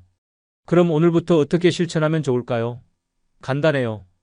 대화할 때 내 이야기는 줄이고 상대방 이야기를 더 많이 들어보세요. 요즘 어떻게 지내세요? 힘든 일은 없으세요? 이런 식으로 진심 어린 관심을 보여주세요. 그리고 다른 사람의 작은 성공이나 노력도 찾아서 칭찬해 주세요. 정말 대단하시네요. 고생 많으셨어요. 이런 따뜻한 말 한마디가 그 사람에게는 큰 힘이 될 수 있어요. 마지막으로 내가 가진 것들에 대해서는 감사한 마음으로 조용히 간직하세요. 그리고 그것들을 다른 사람들에게 도움이 되는 방향으로 사용하려고 노력해 보세요. 그럴 때 진정한 행복과 만족을 느낄 수 있을 거예요. 오늘 이야기가 여러분의 인간관계를 더욱 깊고 따뜻하게 만드는 데 조금이라도 도움이 되었길 바라요. 혹시 누군가의 자랑이 마음 아프게 느껴지셨던 분들, 또는 내가 무심코 했던 말이 혹시 자랑으로 들리지 않았을까 걱정되셨던 분들에게 조금이라도 위로가 되었기를 희망해요. 다음 시간에는 듣는 사람이 되는 법에 대해서 이야기해 볼까 해요. 어떻게 하면 상대방이 마음을 열고 이야기할 수 있게 만들 수 있는지 진정한 소통의 기술에 대해서 함께 나눠보려고 해요. 혹시 여러분만의 지혜로운 소통 방법이 있다면 댓글로 나눠주세요. 많은 분들에게 큰 도움이 될 거예요. 여러분의 소중한 경험과 지혜가 다른 분들에게도 따뜻한 위로와 힘이 될 수 있을 거라고 믿어요. 구독과 좋아요는 무료지만 여러분께 더 좋은 콘텐츠를 만들어 드릴 수 있는 큰 힘이 됩니다. 여러분의 작은 관심이 더 많은 분들에게 도움이 되는 이야기를 전할 수 있게 해주거든요. 오늘도 건강하고 행복한 하루 보내세요. 그리고 주변의 소중한 분들에게 따뜻한 말 한마디 건네보시는 건 어떨까요? 여러분의 작은 배려가 누군가에게는 하루를 밝게 만드는 큰 선물이 될 수 있을 거예요. 감사합니다. 안녕하세요, 여러분. 오늘 제가 들려드릴 이야기를 들으시면 아마 깜짝 놀라실 거예요. 지난주에 제가 만난 72살 김순자 할머니 이야기부터 시작해 볼게요. 이 할머니는 매일 오전 6시에 일어나서 산책을 하시고 오후에는 동네 도서관에서 책을 읽으시고 저녁에는 친구들과 맛집 탐방을 하신답니다.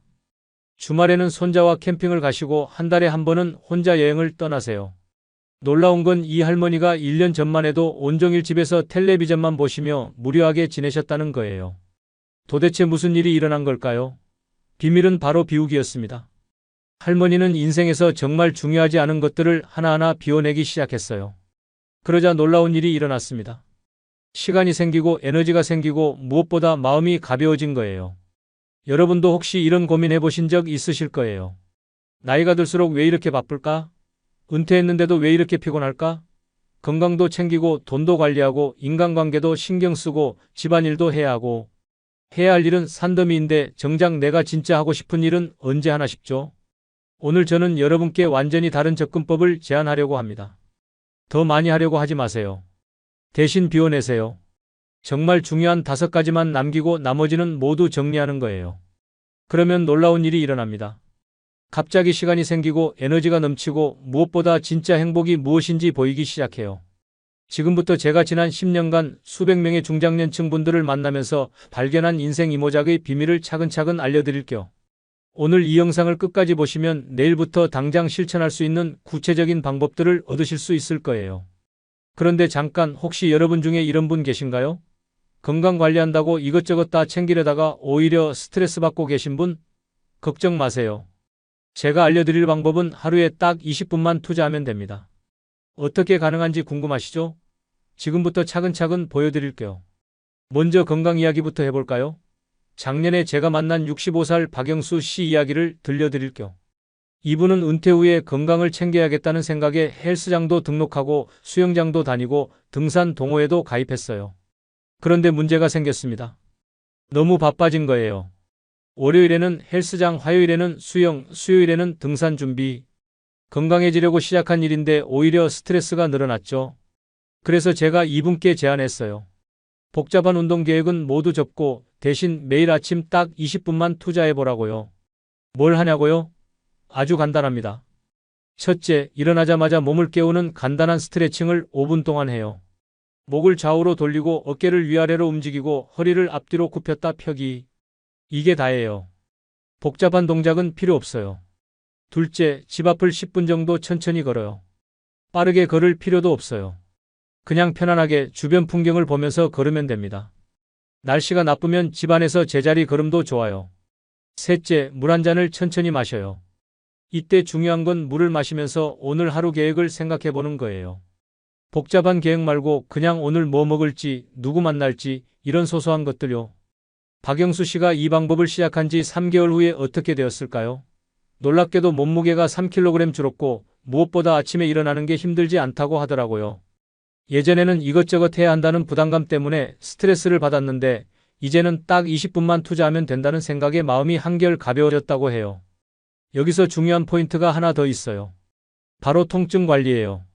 나이가 들면 여기저기 아프잖아요?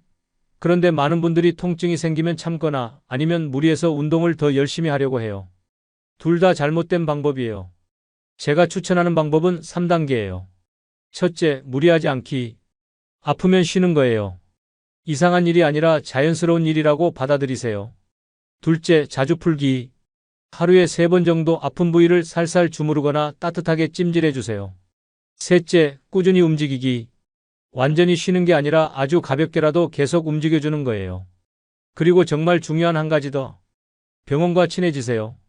많은 분들이 병원 가는 걸 무서워하시는데 오히려 반대로 생각해 보세요. 정기적으로 검진을 받으면 마음의 짐이 덜어져요. 혹시 내가 모르는 병이 있는 건 아닐까? 이런 걱정을 하지 않아도 되거든요.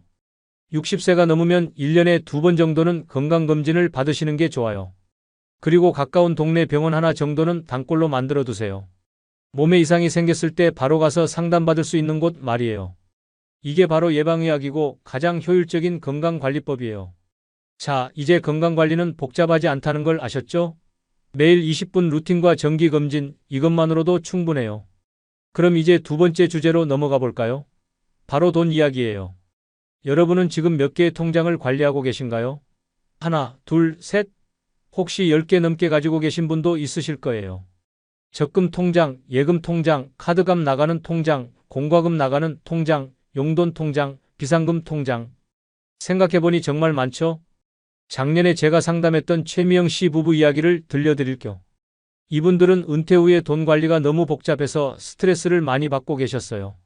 남편분은 여러 개 적금을 관리하느라 매달 은행을 몇 번씩 가야 했고, 부인분은 가계부를 쓰느라 영수증을 모아두고 계산하느라 시간을 다 보내셨거든요.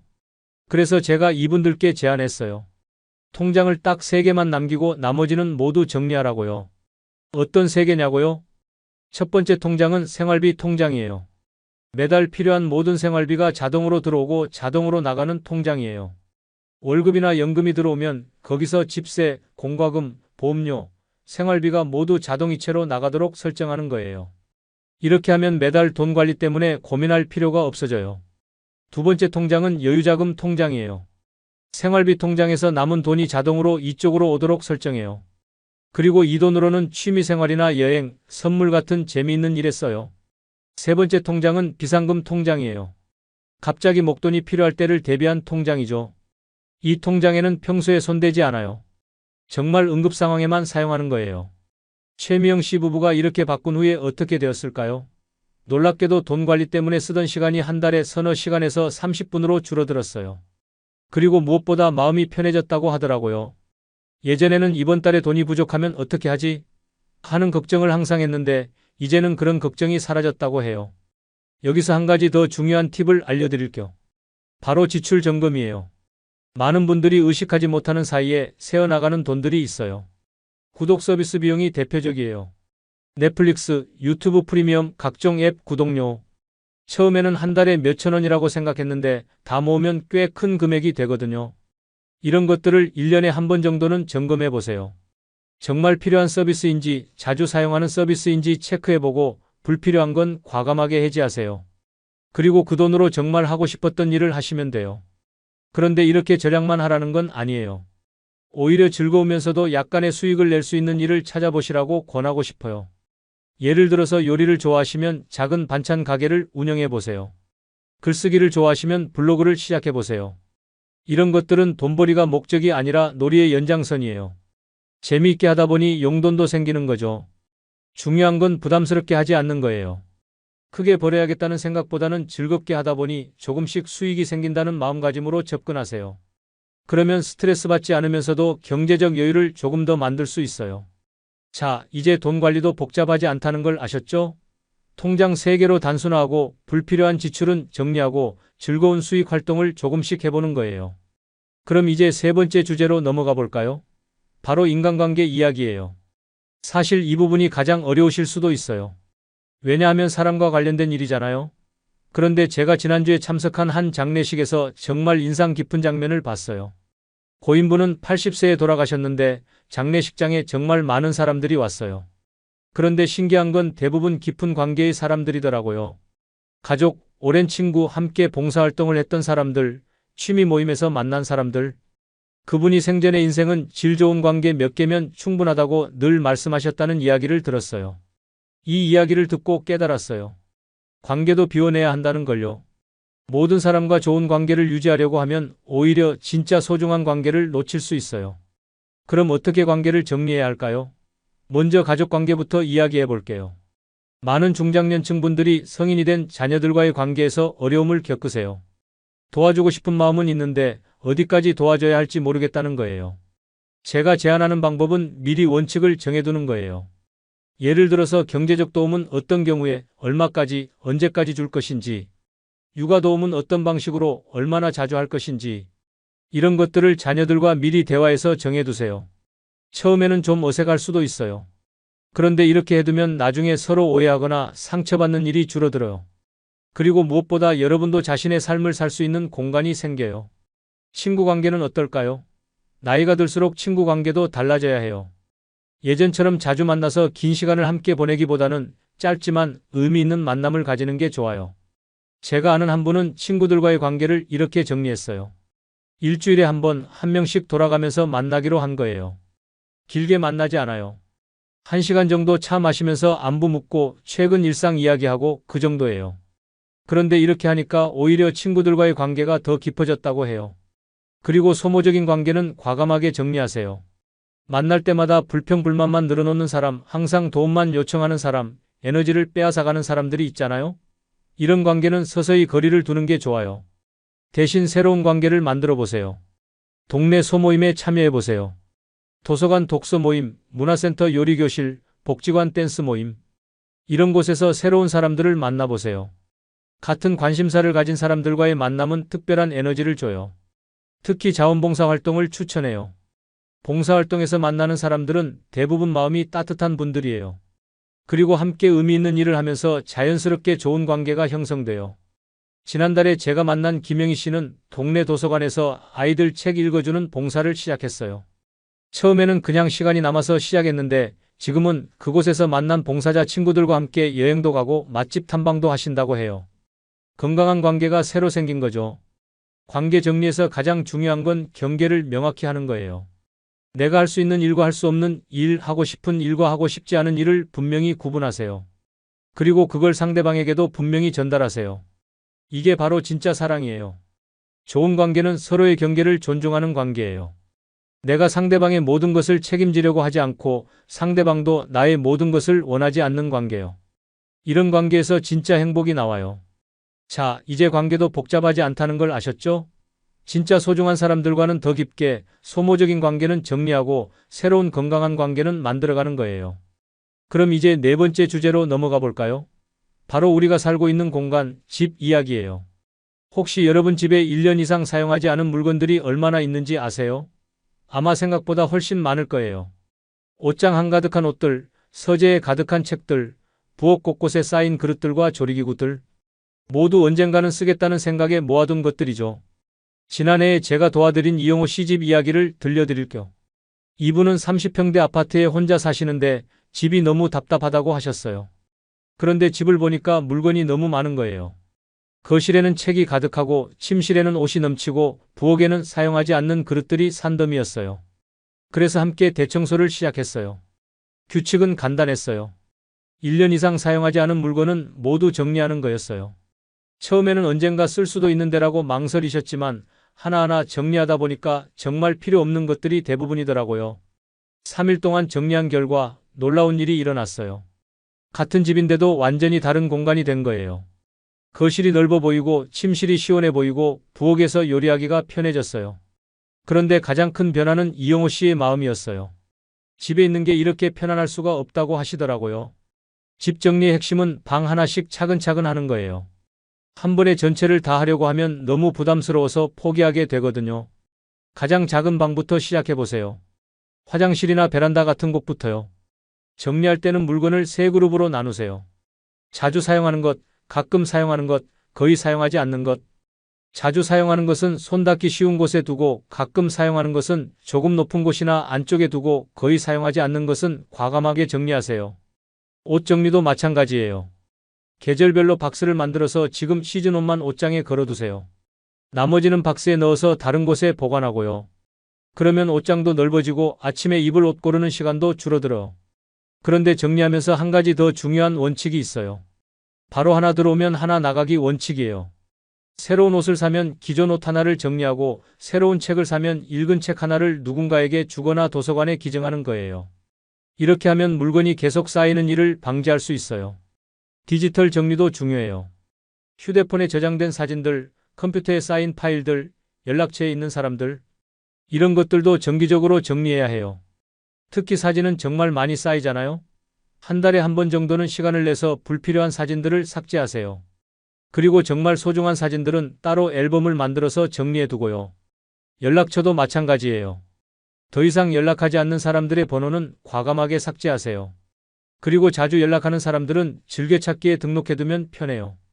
집 정리를 하면서 가장 좋았던 점은 동선이 짧아진다는 거예요. 물건이 제자리에 있으니까 찾는 시간이 줄어들고 청소하는 시간도 줄어들어. 그리고 무엇보다 마음이 깔끔해져요. 외부에서 스트레스를 받고 집에 왔을 때 깔끔하게 정리된 공간이 마음을 편안하게 해줘요. 그런데 여기서 중요한 건 완벽하게 하려고 하지 않는 거예요. 잡지에 나오는 모델하우스처럼 만들려고 하면 스트레스 받아요. 그냥 내가 편안함을 느낄 수 있는 정도로만 정리하면 되는 거예요. 자, 이제 집도 복잡하지 않다는 걸 아셨죠? 한 번에 하나씩 정말 필요한 것만 남기고 동선을 짧게 만드는 거예요. 그럼 이제 가장 중요한 주제로 넘어가 볼까요? 바로 놀이 이야기예요. 여러분은 언제가 가장 행복하세요? 아마 뭔가 재미있는 일을 하고 있을 때일 거예요. 그런데 많은 분들이 나이가 들면 놀이를 포기해요. 이제 나이도 있는데 놀기만 할 수는 없지라는 생각 때문이죠. 하지만 이건 완전히 잘못된 생각이에요. 최근 연구 결과를 보면 놀이가 뇌 건강에 정말 좋다고 해요. 새로운 것을 배우고 창의적인 활동을 하고 즐거운 경험을 쌓는 것이 치매 예방에도 도움이 되고 우울감도 줄여준다고 하거든요. 그러니까 놀이는 사치가 아니라 필수예요. 그럼 어떻게 놀아야 할까요? 제가 지난 2년간 만난 행복한 시니어들의 놀이 목록을 소개해 드릴게요. 첫째, 걷기 놀이예요. 그냥 운동 삼아서 걷는 게 아니라 재미있게 걷는 거예요. 예를 들어서 동네에서 예쁜 카페 찾기, 벽화 골목 탐방하기, 맛집 찾아 걷기. 이런 식으로 목적을 정해두고 걸으면 훨씬 재미있어요. 둘째, 맛 탐방이에요. 비싼 식당 가는 게 아니라 동네 숨은 맛집 찾기, 계절 음식 맛보기, 새로운 요리법 도전해보기. 이런 것들이에요. 특히 친구와 함께 하면 더 재미있어요. 셋째, 길 여행이에요. 멀리 가는 여행 말고 당일치기로 갈 수 있는 가까운 곳들 탐방하는 거예요. 지하철 한 두 정거장 거리에도 가보지 못한 곳들이 많잖아요. 그런 곳들을 하나씩 탐방해 보세요. 넷째, 동네 기록 놀이예요. 내가 사는 동네의 변화를 사진으로 기록한다든지, 동네 맛집 리스트를 만든다든지, 계절별 동네 풍경을 그려본다든지.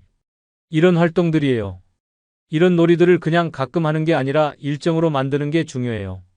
예를 들어서 월요일에는 걷기 놀이, 수요일에는 맛 탐방, 토요일에는 길 여행. 이런 식으로 일주일 계획표에 놀이를 고정으로 넣어두는 거예요. 처음에는 놀이를 계획적으로 해야 하나? 라고 생각하실 수도 있어요. 그런데 이렇게 하지 않으면 자꾸 다른 일에 밀려서 놀이 시간이 사라져요. 그러니까 놀이도 중요한 약속처럼 생각하고 일정에 넣어두는 거예요. 그리고 조금 더 큰 도전도 해보세요. 100일 프로젝트나 30일 챌린지 같은 것들이요. 예를 들어서 100일 동안 매일 다른 음식 만들어 보기, 30일 동안 매일 새로운 길로 산책하기. 이런 작은 도전들이 일상에 활력을 줘요. 지난해에 만난 조영숙 씨는 60일 동안 매일 손자에게 편지 쓰기 프로젝트를 했어요. 처음에는 뭘 써야 할지 막막했는데 나중에는 하루하루 있었던 일, 생각, 추억들을 쓰는 게 재미있어졌다고 해요. 그리고 그 편지들을 모아서 손자에게 선물로 줬을 때 손자가 정말 좋아했다고 하더라고요. 놀이에서 중요한 건 결과가 아니라 과정이에요. 잘해야 한다는 부담감을 가질 필요 없어요. 그냥 재미있으면 되는 거예요. 실패해도 괜찮고 완벽하지 않아도 괜찮아요. 그 과정에서 느끼는 즐거움이 가장 중요해요. 그리고 혼자 하는 놀이와 함께 하는 놀이를 적절히 섞어서 하세요. 혼자 하는 놀이는 자신만의 시간을 가질 수 있어서 좋고 함께 하는 놀이는 사람들과의 관계를 더 깊게 만들어줘서 좋아요. 특히 배움과 연결된 놀이를 추천해요. 새로운 언어 배우기, 악기 배우기, 그림 그리기, 글쓰기. 이런 것들은 놀이면서 동시에 뇌활동도 활발하게 해주거든요. 그리고 배우면 배울수록 더 재미있어져요. 자, 이제 놀이도 복잡하지 않다는 걸 아셨죠? 내가 좋아하는 활동을 찾아서 일정으로 만들고 작은 도전도 해보고 과정을 즐기는 거예요.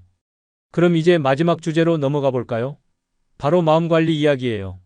사실 지금까지 말씀드린 모든 것들의 핵심은 마음관리예요. 건강도 돈도 관계도 집도 놀이도 결국은 마음이 편안해지기 위한 방법들이거든요. 그런데 마음이라는 게 참 복잡하잖아요? 어떻게 관리해야 할까요? 가장 중요한 건 놓아주기예요. 나이가 들수록 놓아줘야 할 것들이 많아져요. 다른 사람과의 비교, 미래에 대한 걱정, 과거에 대한 후회. 이런 것들을 계속 마음에 담고 있으면 무거워져요. 제가 추천하는 방법은 메모로 내려놓기예요. 머릿속에서 계속 맴도는 생각들을 종이에 써서 내려놓는 거예요. 예를 들어서 옆집 사람이 나보다 여행을 더 많이 다니는 것 같아서 부럽다라는 생각이 든다면 그 생각을 종이에 쓰고 구겨서 쓰레기통에 버리세요. 상징적인 행동이지만 마음이 정말 가벼워져요. 감사 일기도 도움이 돼요. 매일 저녁에 오늘 감사했던 일 3가지를 써보세요. 크고 특별한 일이 아니어도 괜찮아요. 오늘 날씨가 좋았다. 점심이 맛있었다. 길에서 아는 사람을 만났다. 이런 작은 것들도 충분해요. 이렇게 하면 자연스럽게 긍정적인 것들에 집중하게 되거든요. 호흡도 중요해요. 스트레스를 받거나 마음이 복잡할 때는 깊게 숨을 쉬어보세요. 4박자로 숨을 들이마시고 4박자 동안 참고 4박자로 내쉬고 4박자 동안 멈추기. 이걸 5번 정도 반복하면 마음이 차분해져요. 그리고 의미 찾기도 중요해요. 내 삶이 누군가에게 도움이 되고 있다는 느낌을 가지는 거예요. 봉사활동이 대표적이지만 꼭 봉사활동이 아니어도 돼요. 손자에게 옛날 이야기 들려주기, 동네 어르신들과 이야기 나누기, 식물 키우기. 이런 작은 일들도 충분히 의미 있어요. 새로운 것을 배우는 것도 마음에 활력을 줘요. 나이가 들어서도 계속 배우고 성장한다는 느낌이 정말 소중해요. 책을 읽거나 온라인 강의를 듣거나 새로운 취미를 시작하거나 뭐든 좋으니까 계속 배워보세요. 특히 하루에 한 장면 만들기를 추천해요. 매일 뭔가 의미 있는 한 장면을 만드는 거예요. 예쁜 꽃 사진 찍기, 맛있는 음식 만들어 먹기, 좋은 음악 듣기, 친구와 전화하기. 이런 작은 장면들이 모여서 행복한 하루를 만들어요. 마음 관리에서 가장 중요한 건 현재에 집중하는 거예요. 과거는 이미 지나간 일이고 미래는 아직 오지 않은 일이에요. 지금 이 순간 내가 할 수 있는 일에 집중하는 거예요. 그러면 불필요한 걱정과 후회에서 벗어날 수 있어요. 때로는 전문가의 도움을 받는 것도 좋아요. 상담사나 심리치료사와 이야기해보는 거예요. 내가 이런 걸로 상담을 받아야 하나? 라고 생각하실 수도 있는데 전혀 그렇지 않아요. 마음 건강도 몸 건강만큼 중요하거든요. 자, 이제 마음 관리도 복잡하지 않다는 걸 아셨죠? 놓아주고 감사하고 현재에 집중하고 의미를 찾는 거예요. 여러분, 지금까지 긴 시간 동안 제 이야기를 들어주셔서 정말 감사해요. 이제 마지막으로 오늘 배운 내용을 정리해보고 내일부터 바로 실천할 수 있는 방법들을 알려드릴게요. 오늘 우리가 함께 살펴본 5가지 영역을 다시 한번 정리해보면 이래요. 첫째, 건강은 복잡하게 관리하지 말고 매일 20분 루틴으로 단순하게. 둘째, 돈은 통장 3개로 자동화해서 스트레스 없이. 셋째, 관계는 진짜 소중한 사람들과 깊게, 소모적인 관계는 정리하고. 넷째, 집은 정말 필요한 것만 남기고 비워서 마음도 가볍게. 다섯째, 놀이를 일정으로 만들어서 매일매일 즐겁게. 이 5가지만 제대로 해도 여러분의 삶이 완전히 달라질 거예요.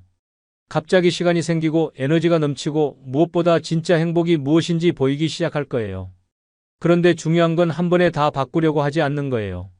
너무 욕심부리면 오히려 포기하게 되거든요. 대신 오늘부터 하나씩 천천히 시작해보세요. 내일 아침부터 할 수 있는 즉시 실행 체크리스트를 만들어 드릴게요. 첫째, 내일 아침 20분 루틴을 종이에 써보세요. 언제 일어날지, 어떤 스트레칭을 할지, 어디로 산책을 갈지 구체적으로 계획해보세요. 둘째, 이번 주 안에 지출 점검을 해보세요. 구독 서비스는 뭐가 있는지, 매달 나가는 고정비는 얼마인지 한 번만 체크해 보시면 돼요. 셋째, 오랫동안 연락하지 않았던 소중한 사람 한 명에게 안부 인사를 해보세요. 전화든 문자든 상관없어요. 그 사람이 어떻게 지내는지 궁금하다고 말해보세요. 넷째, 집에서 방 하나를 정해서 정리해보세요. 화장실이나 베란다 같은 작은 공간부터 시작하시면 돼요. 1년 이상 사용하지 않은 물건은 과감하게 정리하세요. 다섯째, 이번 주에 할 놀이 하나를 계획해보세요. 새로운 카페 가보기, 동네 산책로 탐방하기, 뭐든 좋으니까 하나만 정해서 꼭 실행해보세요. 여섯째, 오늘 저녁에 감사한 일 3가지를 노트에 써보세요. 그리고 내일부터는 매일 저녁에 이걸 해보세요. 이 6가지만 해도 일주일 후에는 분명히 변화를 느끼실 거예요. 몸이 가벼워지고 마음이 편해지고 뭔가 활력이 생기는 걸 느끼실 거예요. 그런데 혹시 실행하다가 어려움이 생기면 어떻게 하냐고요? 걱정하지 마세요. 완벽하게 하려고 하지 마시고 그냥 조금씩이라도 계속해보세요. 하루 빼먹으면 다음날 다시 시작하면 되고 계획대로 안 되면 계획을 조금 수정하면 돼요. 중요한 건 포기하지 않고 계속 시도하는 거예요. 변화는 하루아침에 일어나지 않아요. 하지만 꾸준히 하다 보면 어느 순간 내 삶이 정말 달라졌구나라는 걸 느끼게 될 거예요. 여러분이 댓글로 응원해 주시면 정말 힘이 될 것 같아요. 요즘 가장 드러내고 싶은 것이 무엇인지, 오늘부터 시작할 작은 놀이가 무엇인지 댓글로 나눠주세요. 서로의 경험을 공유하면 더 큰 용기가 날 거예요. 그리고 이 영상이 도움이 되셨다면 좋아요 버튼도 눌러주시고 구독도 해주세요. 다음 편에서는 오늘 배운 것들을 일주일 동안 실천해본 후기와 혹시 실패했을 때 어떻게 대처할지에 대해서 자세히 다뤄볼 예정이에요. 인생 이모작은 더 많이 가지려고 노력하는 게 아니라 정말 중요한 것만 남기고 나머지는 비워내는 거예요. 그러면 놀라운 일이 이뤄져요. 갑자기 시간이 생기고 에너지가 넘치고 매일매일이 즐거워져요. 여러분도 오늘부터 함께 시작해보세요. 비우니까 보이는 진짜 행복을, 가벼워지니까 느낄 수 있는 진짜 자유를 경험해보세요. 여러분의 인생 이모작이 정말 아름답고 행복하기를 진심으로 응원합니다.